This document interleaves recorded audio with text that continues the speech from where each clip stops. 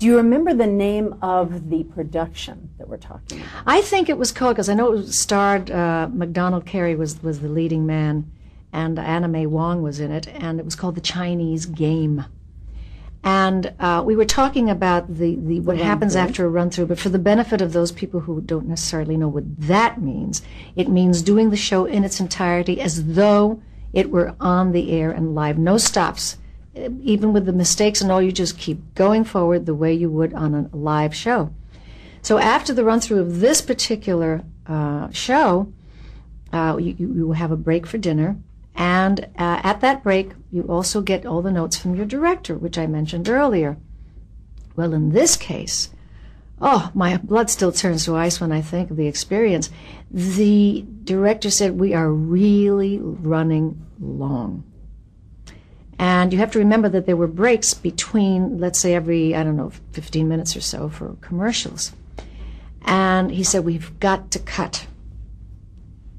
And that right away would set the hearts of every actor, you would send you into tachycardia. Because you now have to start memorizing. You take the notes on paper, but you have to memorize what these cuts are. Cuts in dialogue is what he's talking about. And they'll take one paragraph that you're saying, and they'll say, okay, we've got to take out the first 2 lines of this paragraph, Rita, and the 5th line. So it'll read this way, blah, blah, blah, blah, blah, blah, but you can take out that, and you're going through your script, cutting out this stuff. And you have about maybe an hour and a half to get all these things together in your mind. But that, as if that weren't bad enough, he would say, and we're going to have to really severely cut down the fantasy scenes. Now, we need them because those are your hallucinations, but they have to be cut down severely so that these were scenes, the hallucinations, by the way, that were being duplicated. They were scenes that I already done as this character, but then she hallucinates the same scene again with different results, okay? And he'd say, we have to cut down on the hallucination scenes. So they would cut an entire paragraph. And you'll only say this, and MacDonald, Carey will only say that in this particular sequence. Now, in the next sequence, when you hallucinate, the hallucination will stay intact, but the scene preceding it, coming just before it, which you are duplicating in the hallucination, that one has to be cut down. You had to cut one or the other because we were running. I cannot tell you, I think my blood turned to dust. It was so frightening. And I kept saying to myself, I can't do this. I can't live through this. I'm going to die. I'm going to die. And MacDonald, Carey's eyes were, as big as, and the only way you get through it, I think, is because you're young and your mind is very, very alert and fresh. He was older at the time, and he must have been thinking, I don't know how I'm going to do this. So I knew that I had to carry these cut scenes myself and help him out because he wasn't sure he was going to remember. It was just a nightmare. And everybody was going through this because the show, unhappily, was something like 10 minutes long, which is enormously long. That's long. That's practically like half of your show. And everyone was in a panic. Everyone was in a panic. Everybody had cuts here and there and there and here. But when you have the lead and you're kind of carrying the show, which I had, and so was MacDonald, it was, there's no way to describe it. The cast was walking around like zombies after this note session with the director. We couldn't wait. Who could eat? I just put my fork down and said, okay, that's it. I'm not going to eat. I have to go to my dressing room and start working on these cuts. And they did have people, running into dressing rooms saying, let's do that scene with the cuts. And, not, you do it out loud and I'll follow on the script and see if you're getting it right. It was that kind of thing. Meanwhile, you're getting made up and you're putting on your change of clothing. And truly, my hands were made of blocks of ice and just as wet as a block of ice. And there's this... every actor has a different way of being nervous, and there were people who would talk to themselves and pace up and down. I paced, but I didn't even talk to myself. I would just clench my hands and say, I'm going to fail. I'm going to fail. I'm not going to get this right. I'm going to fail.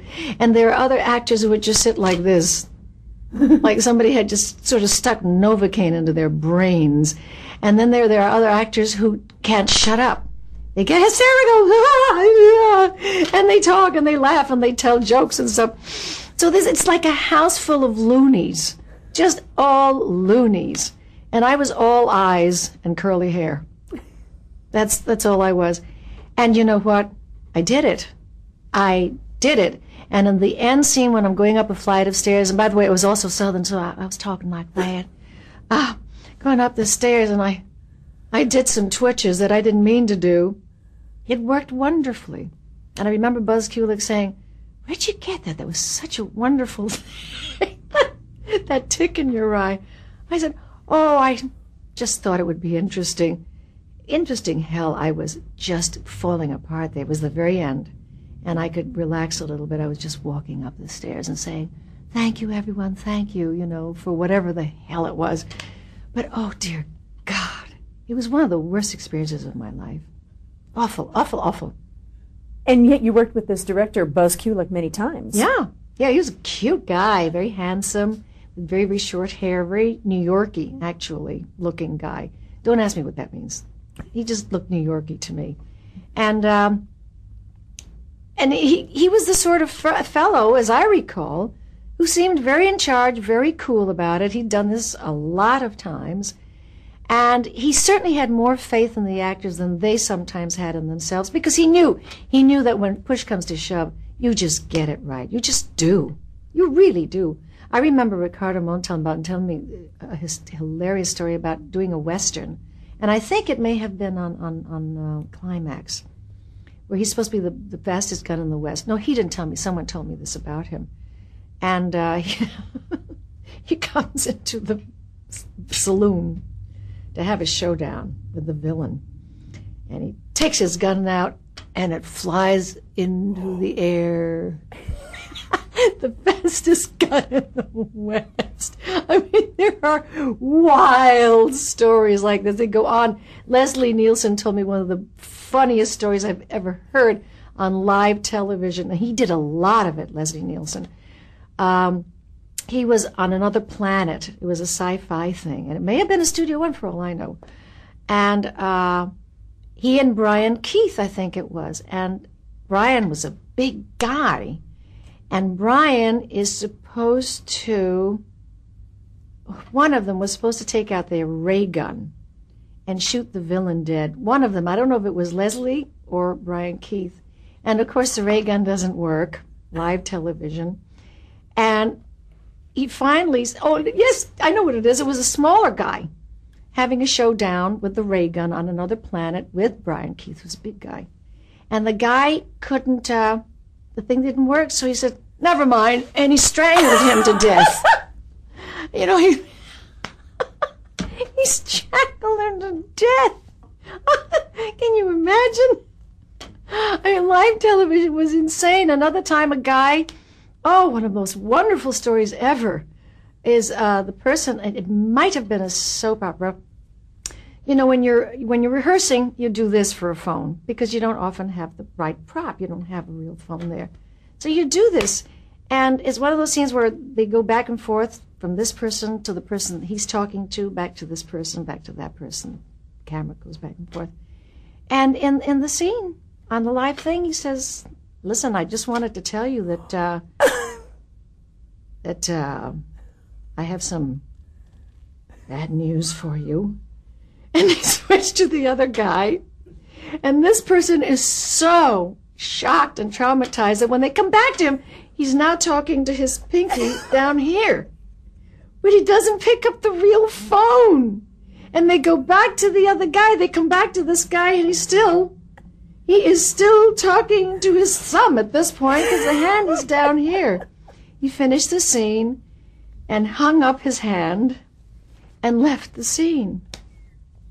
And I think he quit show business. These are famous, famous stories. And they give them, there's tons of those.